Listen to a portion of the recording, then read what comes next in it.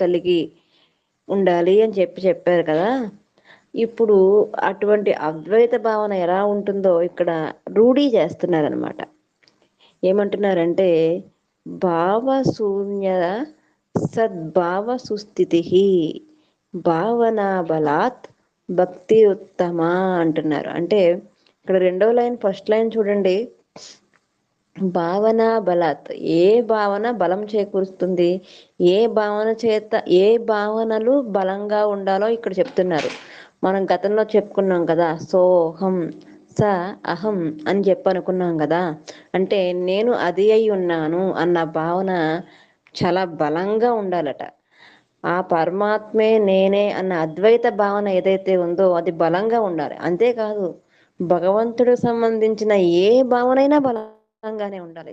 ప్రాథమిక స్థాయిలో మనం ఉన్నప్పుడు అవతల ఉన్నది అంటే ద్వైత భావనలో మనం ఉంటాం కదా. ఆ ద్వైత భావనలో మన ఉద్దేశం ఎలా ఉంటుందంటే, మనకి కష్టం వచ్చింది, ఈ కష్టాన్ని ఏదైతే విగ్రహ రూపంలో ఉన్నాడో, ద్వైత రూపం అంటే అదే కదమ్మా, రెండుగా ఉన్నది. అంటే ఒకటి జీవుడు, ఇంకొకటి దేవుడు, ఒకటి జీవాత్మ, ఇంకోటి పరమాత్మ. ఇలా ఉన్నప్పుడు అవతల ఉన్న దాన్ని విషయంలో మనం ఎంత బలంగా ఉంటాము కాదు, ఉండబట్టే కదా ఆ దేవాలయానికి కానీ ఆ మూర్తి ముందు కానీ మనం కూర్చోగలుగుతున్నాం. ప్రాథమిక స్థితి కదా ఇది. ఈ స్థితిలో మనకి ఏవో కష్టం వచ్చిందనుకోండి, ఈ కష్టాన్ని పరమేశ్వరుడు తీరుస్తాడు అన్న భావనతోనే ద్వైత భావంలో కూడా మనం ఉంటాం. అదే విధంగా అది ఆ కష్టం తీరలేదు అనుకోండి, కష్టంలాగే ఉండిపోతే మన భావన బలం లేకపోవడం వల్ల మరొక మూర్తిని లేదంటే మరొక మతాన్ని మనం ఆశ్రయిస్తాం. ఈ భావన బలం అనేది మనం ముందుకు వెళ్ళే కొద్దీ కాదు, ముందుకు వెళ్ళి తారాస్థాయిలో స్థిరపడేట్టుగా కాదు.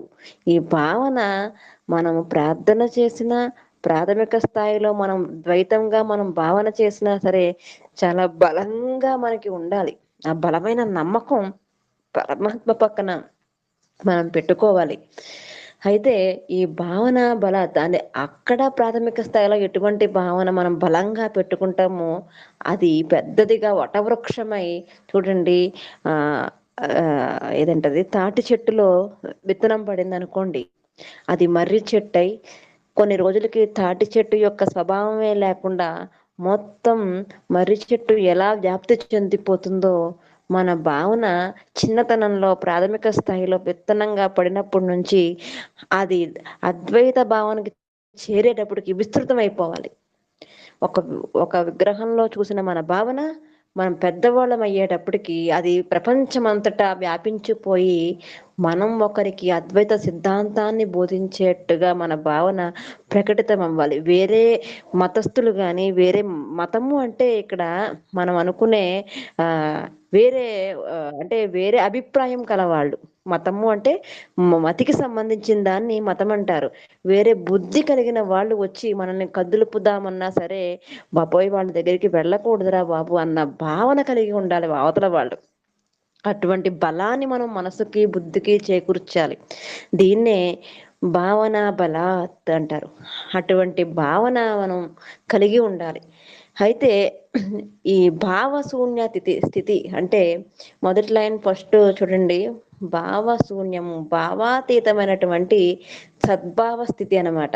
భావాతీతము అంటే ఆలోచనలు లేని స్థితి. మీరు భలే చెప్తారండి. నేను ఆలోచన లేని మనిషి ఎవడన్నా ఉంటాడా?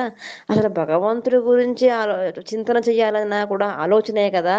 మీరు ఆలోచనలు చెయ్యొద్దని మీరు ఎలా మాట్లాడతారు అని మీరు నన్ను అడిగారు అనుకోండి. ఆలోచనలు అంటే ఇక్కడ మహర్షి యొక్క ఉద్దేశము సంకల్పాలు.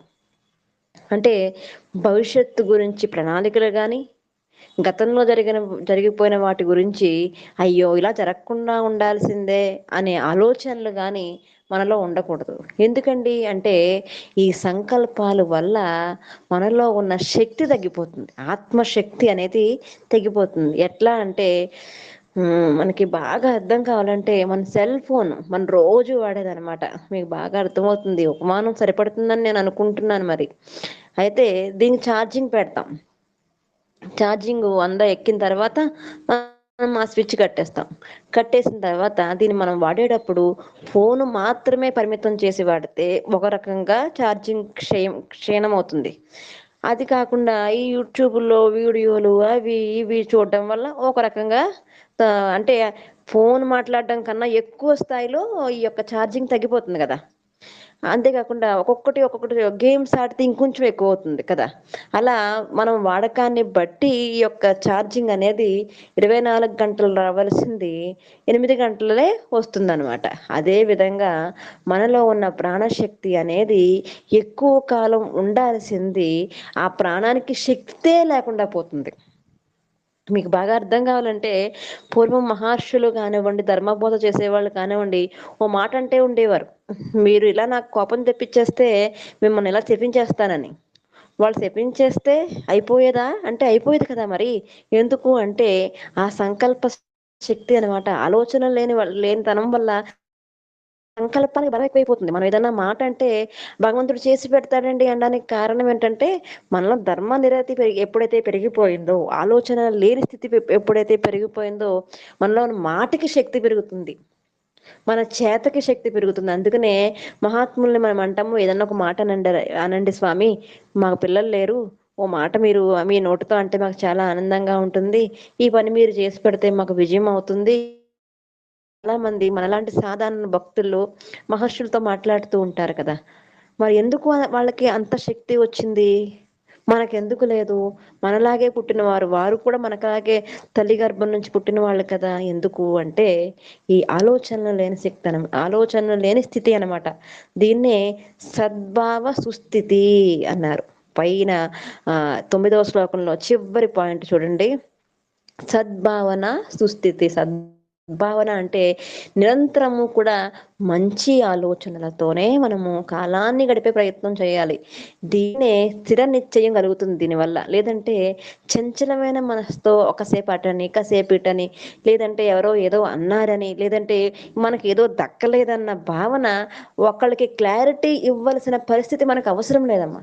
మనం క్లారిటీ అనేది ఈశ్వరుడికి ఇస్తే సరిపోతుంది. కాబట్టి అటువంటి స్థిరమైన ఈ గందరగోళం, జంజాటాల దగ్గరికి మనం వెళ్ళకుండా స్థిరమైన నిశ్చయం కలిగినటువంటి మనస్సు భగవంతుడు మనకి ఇచ్చి పెడతాడు. దేనివల్ల అంటే ఆలోచనలు లేని స్థితి వల్ల అనమాట. ఇక్కడ చూడండి, పైనుంచి భక్తి ఎలా ఉండాలో చెప్పారు. తర్వాత జపం ఎలా చేయాలో చెప్పారు. ఇప్పుడు మనస్సు ఎలా ఉండాలో చెప్తున్నారు. ఈ మూడు త్రీ ఈ మూడు ఏవైతే ఉన్నాయో త్రికరణ శుద్ధిగా జరుగుతూ ఉంటే శక్తి అనేది ఆటోమేటిక్గా మనం ప్రకృతి నుంచి పుచ్చుకోవచ్చు అనమాట. అందుకని స్థిరంగా నిలిచిపోవాలి. మనిషి యొక్క మనసు ఎప్పుడు కూడా స్థిరంగా నిలవాలి అంటే మనం చేసే కర్మయందు, జపం నందు కూడా ఎటువంటి బయట నుంచి ఏదో రావాలని తపన మార్గం పక్కన పెట్టి సంకల్పాలను దూరం చేసుకునే స్థితికి మనం ఎదగడమే భక్తి అనమాట. ఇటువంటి భక్తి ఎలాంటిదయ్యా అంటే ఆ శ్లోకంలోనే భక్తి ఉత్తమ అన్నారు. అంటే ఇది ఉత్తమమైన భక్తి అనమాట. మనం చూడండి, చిన్నప్పుడు నాకు బాగా గుర్తు, సంకల్పం చెప్పమంటే మనం క్షేమ, స్థైర్య, నాకే నవ్వొస్తుంది. చక్కగా చెప్పుకునే వాళ్ళం కదా. మీకు తెలిసిన చాలా మందికి గుర్తుంటది ఈ విషయం. విజయ, అభయ, ఆయుహు, ఆరోగ్య, ఐశ్వర్య, అభివృద్ధ్యర్థం, ధర్మార్థ, కామ, మోక్ష, చతుర్విధ పురుషార్థ సిద్ధి అర్థం, సకల గ్రహదోష, దృష్టి దోష నివారణార్థం అని చెప్పి పెద్ద సంకల్పం చెప్పేవాళ్ళమండి మేము. ఎప్పుడైతే ఈ భావస్థితికి కొంచెం మనం ఎదుగుతామో ఏమంటాం తెలుసా? భక్తి జ్ఞాన వైరాగ్య సిద్ధిరస్తు ఈశ్వరుడికి చెప్పుకుంటాం అంతే. కొంచెం మెట్టు ఎదిగాక, ఆ కొంచెం మెట్టు ఎదిగాక కూడా భక్తి వైరాగ్యాలు కూడా ఎందుకయ్యా, ఈశ్వర నువ్వే కావాలి అన్న భావనకు వచ్చేసి అసలు సంకల్పమే చెప్పుకోం పూజలో. అటువంటి అద్భుతమైన స్థితికి ప్రతి భక్తుడు ఎదగాలి. అదే ఉద్దేశంతోనే ఇక్కడ మహర్షి కూడా భగవంతుడికి తెలియదా మనకి ఏమి ఇవ్వాలో, భగవంతుడికి తెలియదా అన్న ఉద్దేశంతో సంకల్పాలను కట్టిపెట్టయ్యా. భగవంతుడు మనకి ఏది ఇవ్వాలన్నా ఇస్తాడు, ఏది మనకి వద్దనిపిస్తుందో అది తీసేస్తాడు, ఏది ఉండడం వల్ల మనం భ్రష్టు పట్టిపోతామో అని తెలుసు కదా అన్న భావంతో మనం మెలగాలి. ఎందుకంటే మనం భోజనం చేయాలి అంటే మా గురువుగారు ఎప్పుడు చెప్పేవారు, మనం భోజనం చేసే పాత్ర శుభ్రం చేసుకుంటాం కదా. అదే విధంగా మనం నలుగురికి ఉపయోగపడాలన్నా, భగవంతుడు మనల్ని వాడుకోవాలన్నా ధర్మబద్ధంగా, భగవంతుడు మన పాత్రను శుభ్రం చేసేటప్పుడు కొన్ని కష్టాలు అనేవి ఉంటాయి. వాటిని మనం అధిగమించినట్లయితే మన స్థితి, మన భక్తి ఎలా ఉంటుందంటే భక్తి ఉత్తమా, మనం ఉత్తమమైన భక్తులన్నమాట. అంటే భావన, ఆ భావనలు ఏవైతే ఉంటాయో వాటన్నిటిని ఛేదించే స్థితి అన్నమాట. ఆ స్థితికి మనిషి ఎప్పుడూ కూడా ఎదగాలి. అందుకనే ఇంద్రియాని అర్ధేషు వర్ధంత ఇది ధారయాత్ అని చెప్పిన గీతావాక్యం ఈ స్థితిని వర్ణిస్తుంది. అయితే కేవలం ఉండే స్థితి ఎలా వస్తుంది? ఆ భావన బలం చేతనే కదా. అందుకని అద్వైత భావన బలం చేతనే.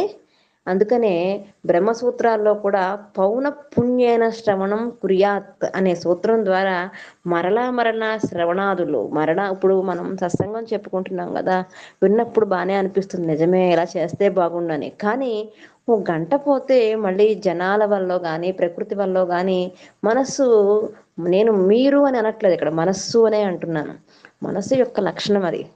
మనం వేరు, మనస్సు వేరు అన్న భావనకు వచ్చేస్తే గాని దీన్ని కట్టిపెట్టలేం. మనస్సు యొక్క, మనకి భగవంతుడు కాళ్ళు ఇచ్చాడు, చేతులు ఇచ్చాడు, కళ్ళు ఇచ్చాడు. ఎందుకు? ఈ యొక్క మనకి పరికరాలన్నమాట, ఈ యంత్రం సాగడానికి. అదే విధంగా మనస్సు కూడా ఇవ్వబడినది. మనం మనస్సు కాదు, మనస్సు కూడా ఇంద్రియాల్లో ఒక్కటి అన్న భావన కలగాలి. ఇది మనకి భగవంతుడు ఇచ్చాడు, దీన్ని మనం సక్రమంగా వాడుకోవాలి.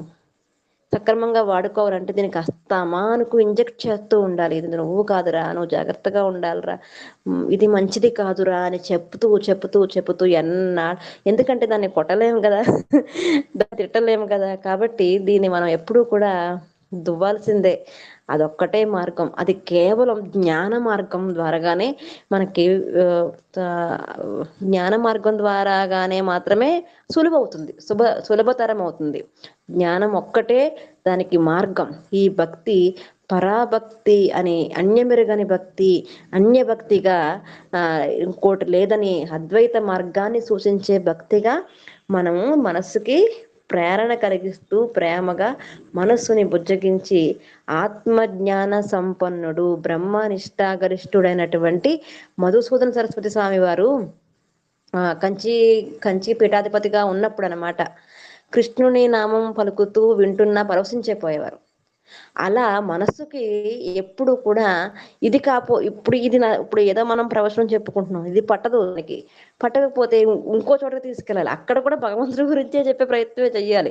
అక్కడ దానికి ఉండలేదనుకోండి, కాసేపటి తర్వాత మళ్ళీ ఇంకో చోటకి, అక్కడ ఏ భజనో ఏదో జరుగుతూ ఉంటుంది, అక్కడ ఎక్కువసేపు ఉండలేదు, మళ్ళీ జపం దగ్గర తీసుకురావడం, లేదంటే గుడికి తీసుకెళ్ళడం, మొత్తం దాన్ని ఎక్కడ తిప్పినా ఈ భగవంతుడి విషయాల్లో తిప్పి తిప్పి తిప్పి తిప్పి వదిలేయాలి తప్ప బయట విషయాల్లో తీసుకెళ్లే ప్రయత్నం మనం చేయకూడదు. అప్పటికి కొన్నాళ్ళకి వీడు ఎక్కడికి తీసుకెళ్ళా ఇక్కడే పెడతాడు కాబట్టి మనం ఇక్కడ ఉండడమే మంచిది అన్న ఎరుక దానికి కలిగి చక్కని సోహం అనే భావనలోకి తప్పకుండా వస్తుందన్నమాట. అంటే నిద్రావస్థలో కూడా జాగృతుడై ఉంటాడు. అంటే జాగృతుడై అంటే ఎప్పుడు మనం నిఘా వేసుకుని ఉండాలి మనస్సు మీద. ఆ మనస్సు మీద నిఘా ఎప్పుడు తప్పిపోకూడదు. అంతవరకు మనం నిద్రపోకూడదు. నిద్ర అనేది శరీరం అలసటి పోవడానికే గాని మన మనసు జారిపోవడానికి కాదు కదా. ఆ విషయం ఎరకగలిగి ఉండి చైతన్య స్వరూపులుగా మనం ఎదగాలన్నమాట.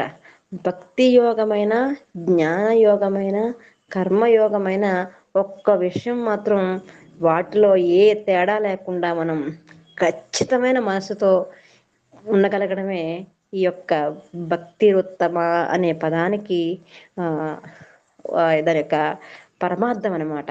కాబట్టి ఈ యొక్క నెక్స్ట్ వచ్చే 10వ శ్లోకం మనం తర్వాత చెప్పుకునే ప్రయత్నం చేద్దాం. హరి ఓం. ఈ శ్లోకానికి సంబంధించి ఎవరైనా మాట్లాడితే విందామని నాకు ఉద్దేశం. మాట్లాడే వాళ్ళు ఎవరైనా ఉంటే మాట్లాడండి. హరి ఓం.